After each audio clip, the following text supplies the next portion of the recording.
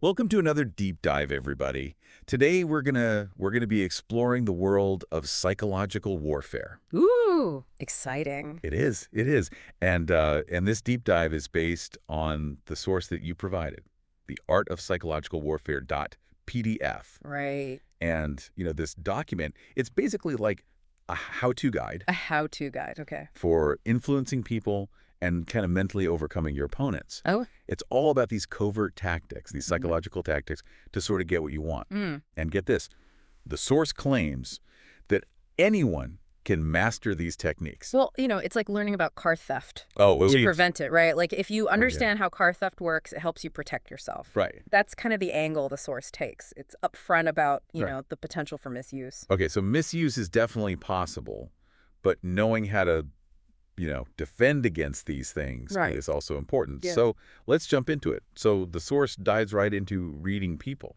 And they have this really clever analogy about observing dogs. Oh, interesting. Think about it. Dogs, they can't talk, but they are masters at nonverbal communication. Yeah, totally.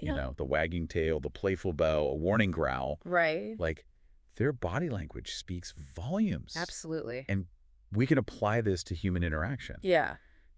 And the source breaks down a ton of body language cues.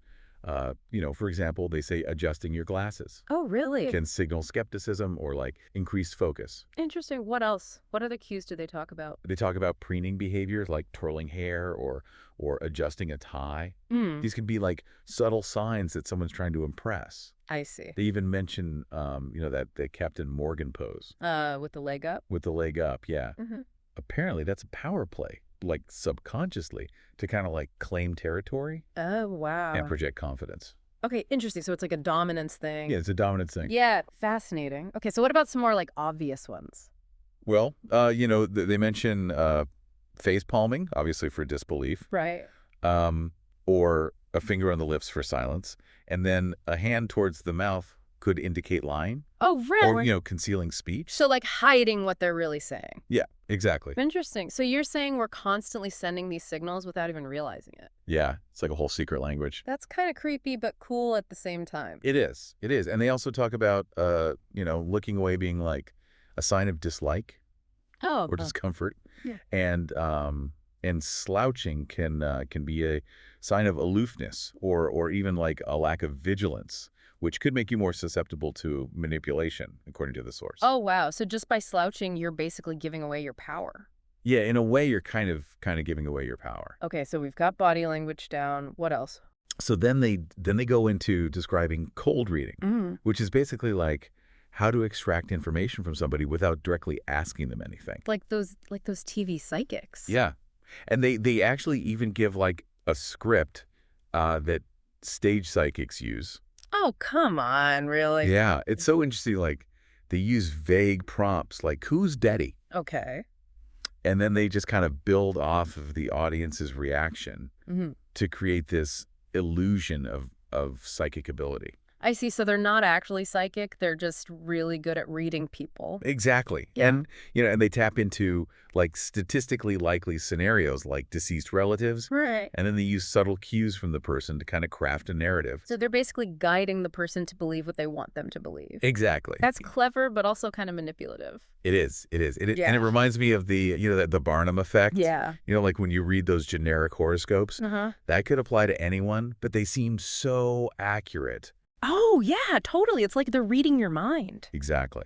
And cold reading is kind of playing on that. So it's not magic. It's just psychology. It's not magic, it's just psychology. Okay, that makes sense. Yeah, it's understanding human nature and being able to pick up on those subtle cues in body language, eye movements, facial expressions, Right. tone of voice. It's like a whole toolkit for deception. It is. It is. So how do you become a master cold reader? Well, actually, they interviewed a psychology student Okay. who worked with fake psychics, and he said that people want to be fooled. They're already primed to believe. That's interesting. So it's like we're all kind of complicit in our own deception. In a way, yeah. And then the source, they touch on how culture and class Yeah. can impact how we read people. Hmm. So it gets a little tricky here, but they suggest that certain beliefs and scams might target lower socioeconomic classes more often. Oh, really? Yeah, and they connect this to, potential differences in education and critical thinking skills. I see. So they're suggesting that higher levels of education Right. might lead to like increased skepticism. That makes sense. Yeah. So education can actually be a defense against manipulation. In a way, yeah, it can kind of protect you. Hmm. Interesting. And they even talk about how detectives use this thing called the Sherlock scan. Sherlock skin. Yeah, to assess someone's social standing based on just purely their appearance. So, like, are they wearing a tailored suit or are they wearing, like, a blue-collar uniform? Exactly. So you're picking up on these visual cues Okay. that reveal someone's place in society. So it's like a quick way to categorize people. Yeah, kind of categorize people, but they do stress the importance of understanding a person's interests and values Right. because, obviously different groups, Right. like stay-at-home parents Right. versus lawyers, Uh-huh. have very different perspectives. Yeah, of course. And then they uncover this like really powerful truth, which is that we all have this desire to belong. We all want to belong. This Yeah. deep-seated desire to belong. Yeah. And this need to fit in shapes our interactions, our Mhm. culture, and even our personal choices. Absolutely. It's amazing how much it influences us. I know. They give examples like, people joining subcultures just to be cool, Right? or marketing campaigns that use like aspirational imagery Okay. rather than, highlighting product features. Yeah. And even those like buttons on social media, Yeah. Yeah. they tap into our craving for validation. Totally. Everyone wants those likes. Exactly. Check. So our desire to belong can actually be used against us. It can, yeah. It's like it's both a strength and a weakness, right? Right. It helps us form communities and bonds, Right. but it also makes us vulnerable To manipulation. to manipulation if we're not careful. Yeah, that makes sense. So we've covered body language, cold reading, cultural influences, and the power of belonging. Yeah. That's a lot. It is a lot. And, but the source argues that empathy Okay. is the final key to truly reading people. Empathy. So, empathy, it's that ability to understand what someone else is feeling, to kind of see the world through their eyes. Right. And they're saying it's essential for effective manipulation because it allows you to tailor your approach to resonate with your target's emotional state. So it's like emotional intelligence on steroids. Yeah, yeah. And they suggest that empathy can be a natural talent Okay. or a developed skill. Okay. And they encourage the listener to cultivate it. I like that. So now that we've kind of explored this art of reading people, Yeah. are we ready to move on to the next stage, which is how to actually influence them? Let's do it. That's where the warfare aspect comes in, right? Exactly. Buckle up. Can't wait. Welcome back. We're back. We just finished exploring how to read people, We did. like a living, breathing psychology textbook. Exactly. Yeah, Exactly. the source kind of shifts gears and dives into the art of influencing them. Okay. And this is where things get really interesting. All right. So it all starts with understanding the power of language. Okay. Yeah, I know the source talks about neuro-linguistic programming, NLP. Right, right. It sounds very technical, though. It is. It is. But the core concept is really simple. Okay. It's that the words we use shape our thoughts, and then our thoughts shape our reality. So it's not just what we say, but how we say it. Exactly. Okay. And,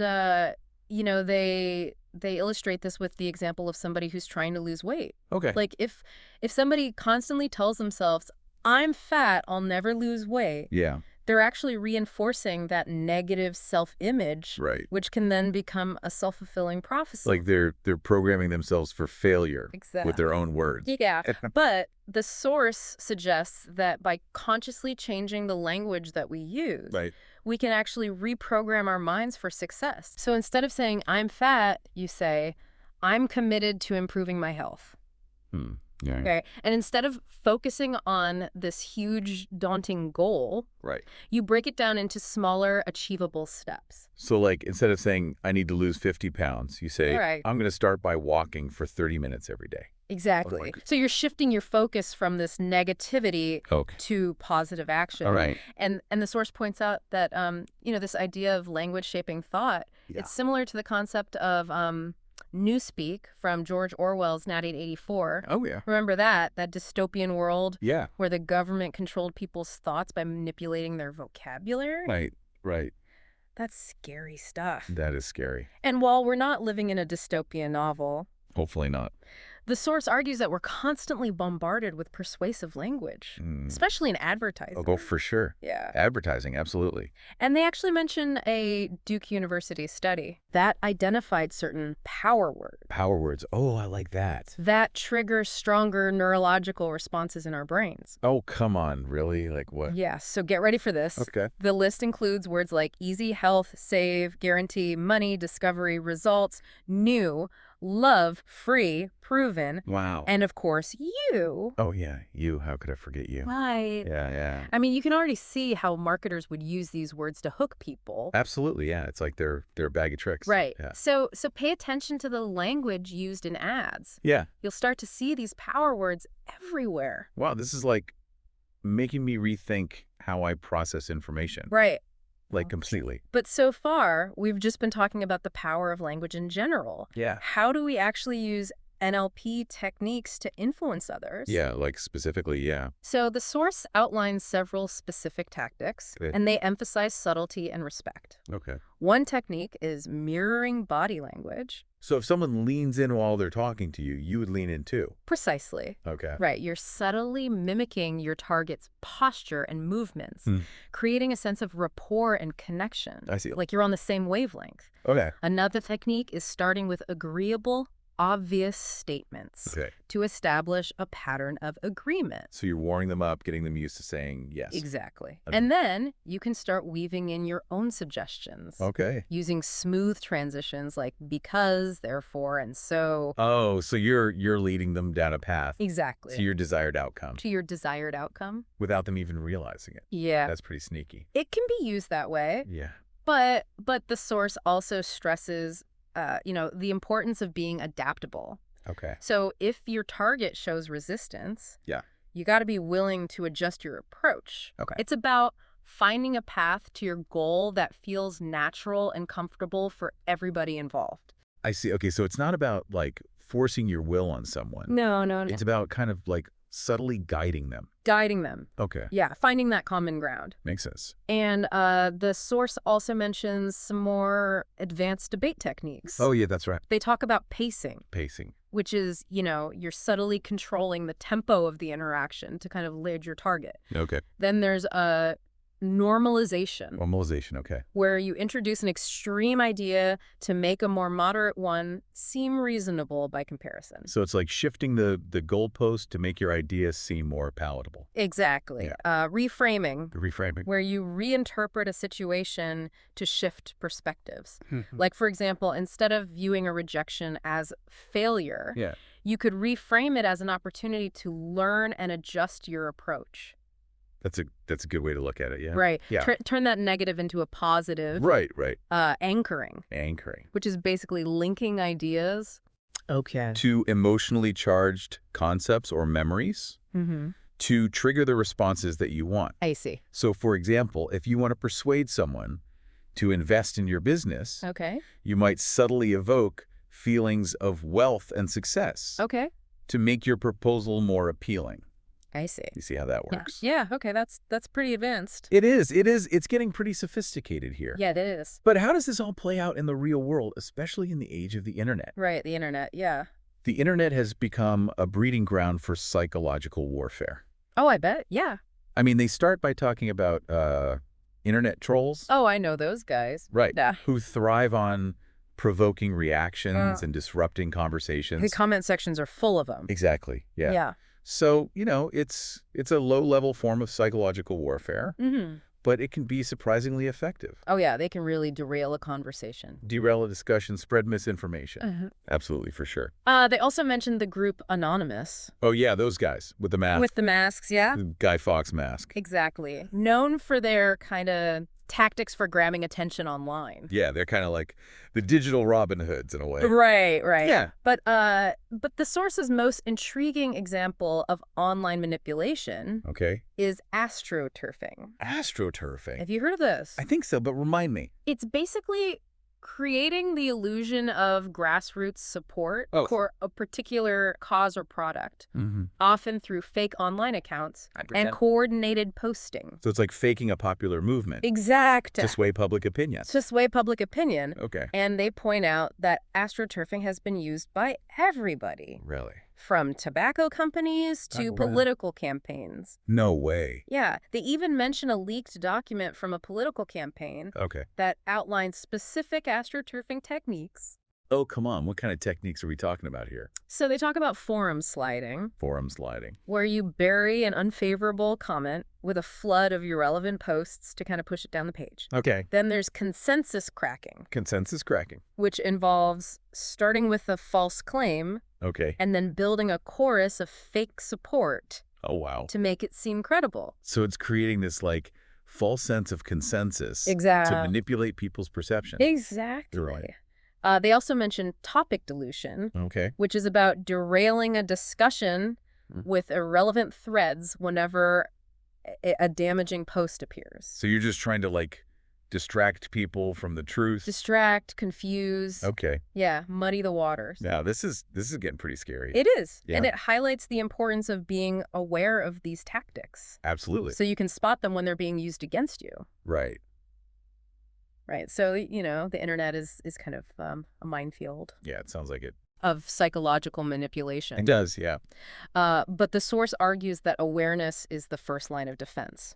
They also suggest that understanding these tactics can help us use them ethically in our own lives Okay. to achieve our goals Hmm. and build stronger relationships. So it's knowing when to use these tools and when to put them down. Precisely. Okay. And speaking of real-world applications, the source goes on to explore some fascinating case-specific examples Okay. of persuasion tactics that are commonly used in sales and other, everyday interactions. I'm all ears. Right, let's dive in. Okay, so we're back. Back again. And we've learned how to read people Right. and influence them with language. Right. But I'm really curious about these intermediate psychological tactics that the source mentions. Right. It sounds like we're about to enter like a whole new level of mind games. It does, doesn't it? Yeah. The source kicks off this section by reminding us that people can be surprisingly predictable. Even in their attempts to be unpredictable, Okay. like we tend to overestimate Right. our own logic and observation skills, Yeah. which can blind us to certain tactics, Okay. especially if they seem too audacious to be true.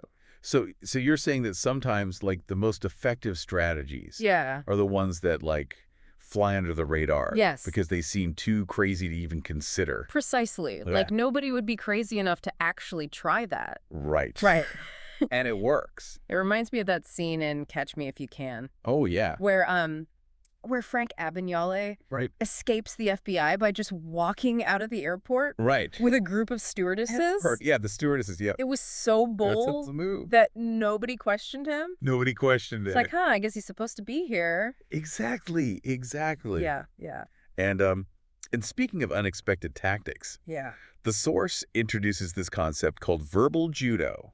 Verbal judo, Okay. which is, it's pretty intriguing. Okay. They compare it to the martial art of judo, Right. which focuses on redirecting your opponent's energy, Okay. or rather than meeting force with force. So instead of getting in like a heated argument with somebody, Yeah. you would use verbal judo to De-escalate the situation. de-escalate. Oh. Maintain control. Okay. Stay calm, deflect aggression, Mm. and find a way to resolve the conflict without resorting to violence.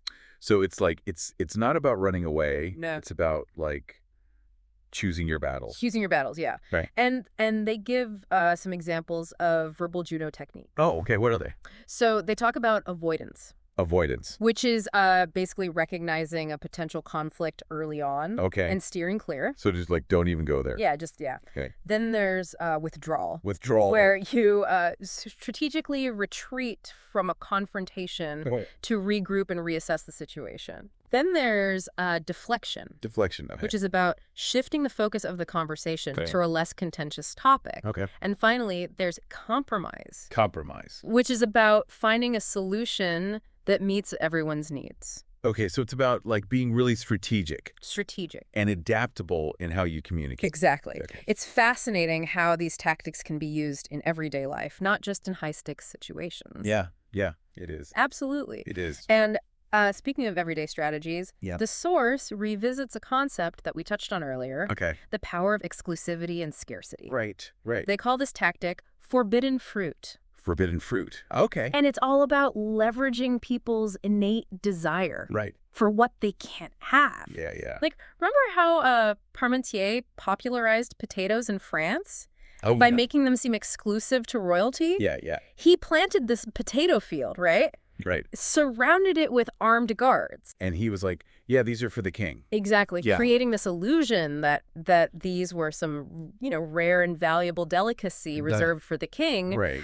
And it worked. Yeah, yeah. And the source also mentions how the British Navy promoted sauerkraut Sauerkraut, really? among sailors Okay, okay. by controlling its availability, making it seem more desirable. So it's like reverse psychology almost. It is. Yeah. And they even tie this into the, modern-day debate over marijuana legalization. Oh, okay. Noting how decriminalization has actually led to decreased usage Totally. among teenagers in some countries. That's interesting. Right. Because it's not forbidden anymore. It's That's not cool. Yeah, Yeah, it loses its allure. I guess so. Yeah. Especially for young people who are, often drawn to rebellion. Right, right. Yeah, that makes sense. Exactly. That makes sense. The source even brings up the Streisand effect, Oh, yeah. where attempts to suppress information. Right. Or censor content actually backfire Right. and make it even more popular. Like when Barbara Streisand tried to prevent photographers from taking pictures of her Malibu mansion. Right. And then everybody wanted those pictures. Exactly. Yeah, yeah. It's a reminder that sometimes the best way to handle a situation is to just let it go, Yeah. to not give it the oxygen of attention. Right. Trying to control the flow of information can often backfire. Yeah, you're just adding fuel to the fire. Exactly. Yeah, yeah.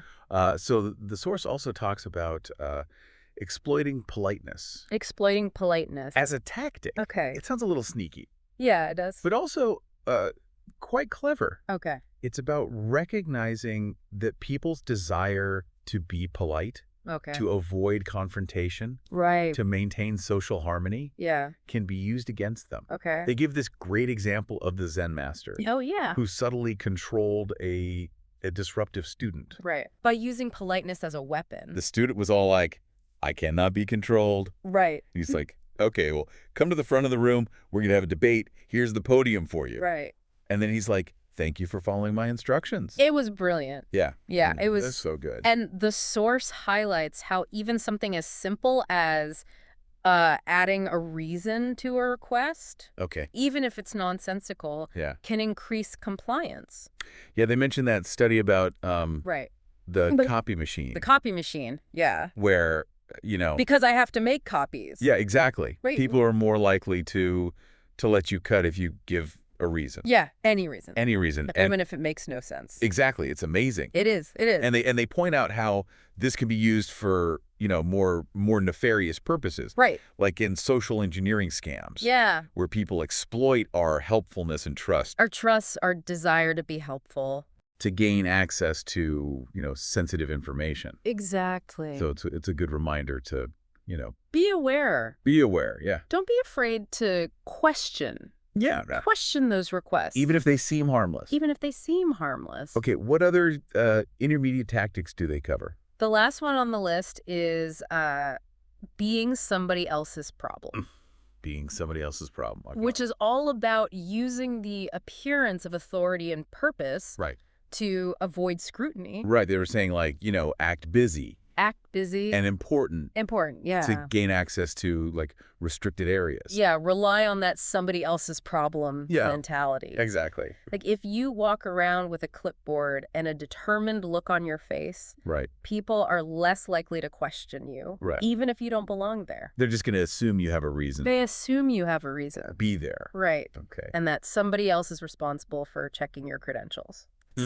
It's like fake it till you make it. Fake it till you make it. Apply it to, like, social situations. Social situations, yeah. Okay. And they also mention how this can be enhanced by, wearing a uniform, Right. using props that create an air of authority. Right. So it's a reminder that appearances can be deceiving, Yeah. and that sometimes the best way to manipulate people is to make yourself seem harmless and inconsequential. Right, right.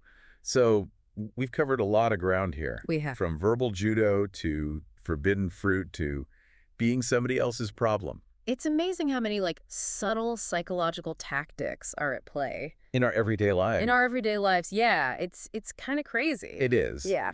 And while the source presents these tactics in the context of psychological warfare, Right. it's important to remember that they can be used for both good and bad. Yeah, that's true. Right. Yeah. Understanding these tactics can help us protect ourselves from manipulation, Right. but it can also empower us to be more persuasive and effective in achieving our own goals. Okay. Whether it's in our personal or professional lives, It's like knowledge is power. knowledge is power. The more we understand about the human psyche, Right. the better equipped we are to deal with people. To deal with Yeah. people. Yeah. To navigate those complexities. This deep dive has been a real eye-opener. I'm glad. It's made me way more aware of Yeah. the subtle psychological battles that are constantly being waged around us. Yeah. And, it's given me some valuable tools Alice. for defense and offense. That's what we want. I like that. I like that. I'm glad to hear it. Yeah. Yeah. The source ends with a powerful reminder that awareness is our best defense Right. against manipulation. Right. By understanding these tactics, we can become more discerning, more resilient, and more empowered individuals. So true. We need to be critical thinkers. Yeah. Question our assumptions. Absolutely. And never take anything at face value. Well, yeah, it's a wild world out there, but with a little bit of knowledge Yeah. and a healthy dose of skepticism, Healthy dose of skepticism. we can navigate it. You can do it. Yeah. Well said. Thanks for joining us on this journey into the fascinating, And sometimes unsettling yes, world of psychological warfare. we hope you found it insightful. We did. We did. We did. Until next time. Stay curious. Stay vigilant.